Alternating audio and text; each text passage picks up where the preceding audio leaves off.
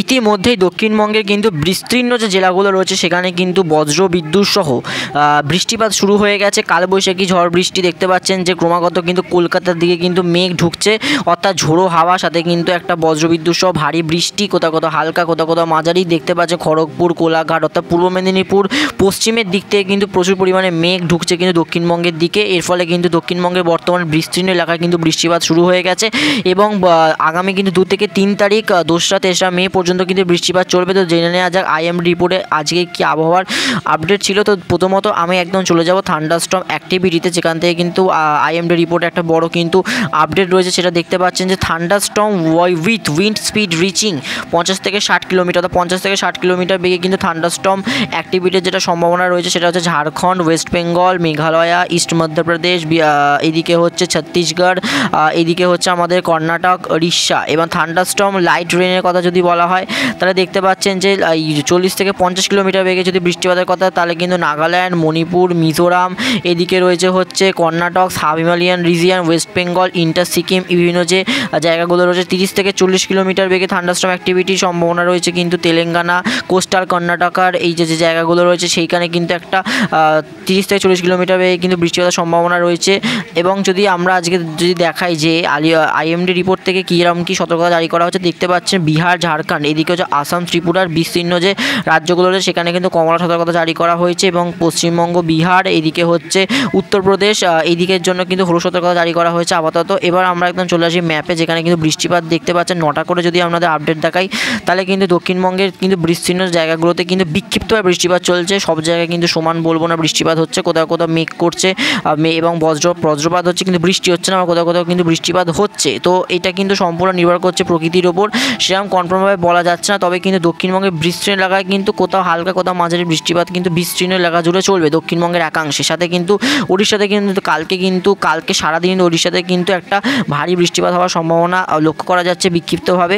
এবং কালকে যদি দেখতে পাচ্ছেন যে বিকেল করে যদি আপনাদের কালকের যদি আবহাওয়ার কথা বলা হয় আগামীকালে, তাহলে দেখতে পাচ্ছেন দক্ষিণবঙ্গের সমস্ত জেলাগুলো রয়েছে, হাওড়া, হুগলি, উত্তর 24 পরগনা, দক্ষিণ 24 পরগনা, পূর্ব মেদিনীপুর, পশ্চিম মেদিনীপুর, পুরুলিয়া, নদিয়া, বর্ধমান, মালদা, বিভিন্ন জেলায় কিন্তু একটা কিন্তু বৃষ্টিপাতের সম্ভাবনা রয়েছে। কোথাও হালকা, আবার কোথাও মাঝারি, কোথাও কিন্তু আবার বজ্রপাত হচ্ছে, আকাশ মেঘলা করছে কিন্তু বৃষ্টিপাত হচ্ছে না। সাথে কিন্তু একটা বড় কথা ঝোড়ো হাওয়াও থাকবে, সাথে কিন্তু বজ্রাঘাতের সম্ভাবনা কোথায় কেমন কী থাকবে সেটা আমি পরবর্তীকালে জানাচ্ছি যে তার তীব্রতা কতটা হতে পারে। তবে এই বৃষ্টিপাতের যে সময়কাল সেটা কিন্তু এদিক ওদিক হতে পারে, তো কনফার্ম কিন্তু একদম বলা যাচ্ছে না যে কখন বৃষ্টিপাত হবে। সাথে কিন্তু উত্তরবঙ্গেও কিন্তু কালকে বিভিন্ন জায়গায় কিন্তু একটা বৃষ্টিপাত, উত্তরবঙ্গে হালকা বৃষ্টিপাত হওয়ার সম্ভাবনা রয়েছে। দক্ষিণবঙ্গে কিন্তু কালকে আগামী যে 2-3 দিন অর্থাৎ কিন্তু মে 1 তারিখ পর্যন্ত কিন্তু একটা ভারী বৃষ্টিপাত হওয়ার সম্ভাবনা রয়েছে বিক্ষিপ্তভাবে। এবার যদি আমরা বলি যে বজ্রপাতের সম্ভাবনার কথা, সেটাও কিন্তু আমাদের জানাবো খুব তাড়াতাড়ি। প্রথমত দেখে নিন যে উড়িষ্যায় ওয়েডনেসডে 30 তারিখ দেখতে পাচ্ছেন উড়িষ্যায় কিন্তু ভারী বৃষ্টিপাত হওয়ার সম্ভাবনা। আবার কিন্তু রবিবার, এই আমাদের বুধবার, বৃহস্পতিবার 1 তারিখ, থার্সডে 1 তারিখ, মে 1 তারিখ, 2 তারিখ পর্যন্ত দেখতে পাচ্ছেন টানা কিন্তু বৃষ্টিপাত দক্ষিণবঙ্গে বিস্তীর্ণ এলাকায় কিন্তু চলছে। তবে এর সময়কাল আবারও বলছি পরিবর্তন হতে পারে, অর্থাৎ কখনো কখনো বিকেল সকাল যেমন যেখানে মেঘ জমবে তেমনই কিন্তু একটা হাওয়া দিয়ে কালবৈশাখী একটা ঝড়ের মতো কিন্তু বৃষ্টিপাত চলবে। সাথে কিন্তু বাংলাদেশেও কিন্তু সতর্কতা জারি করা রয়েছে। বাংলাদেশের সাথে সাথে কিন্তু এদিকে পূর্ব দিকের যে রাজ্যগুলো রয়েছে আমাদের ভারতবর্ষের সাথে মিজোরামেও কিন্তু একটা ভারী বৃষ্টিপাত হওয়ার সম্ভাবনা থাকছে। এবার যদি থান্ডারস্টর্ম লাইটিংয়ের তীব্রতা কতটা থাকবে দেখা যাক। তো দেখতে পাচ্ছেন যে আজকে 8টার সময়, 9টার সময়, 11টার সময় দেখতে পাচ্ছেন সাধারণত সম্ভাবনা নেই। কালকে কিন্তু এই পুরো জোনটা দেখতে পাচ্ছেন যে এই আমাদের ভারতবর্ষের যে উত্তর পূর্ব এবং উত্তরের বেশ কয়েকটি জেলায় কিন্তু একদম এই জোনটা দেখতে পাচ্ছেন পুরো মধ্যপ্রদেশ পর্যন্ত, আর এদিকে হচ্ছে অন্ধ্রপ্রদেশ পর্যন্ত এই জোনটাতে কিন্তু পুরো বজ্রপাতের সম্ভাবনা রয়েছে। তীব্রতার পরিমাণ আমাদের ওইভাবে বলতে না পারলেও আমরা দেখতে পাচ্ছেন যে লাল জোন করা যে এরিয়াগুলো রয়েছে সেখানে কিন্তু তীব্র বজ্রপাত হবে।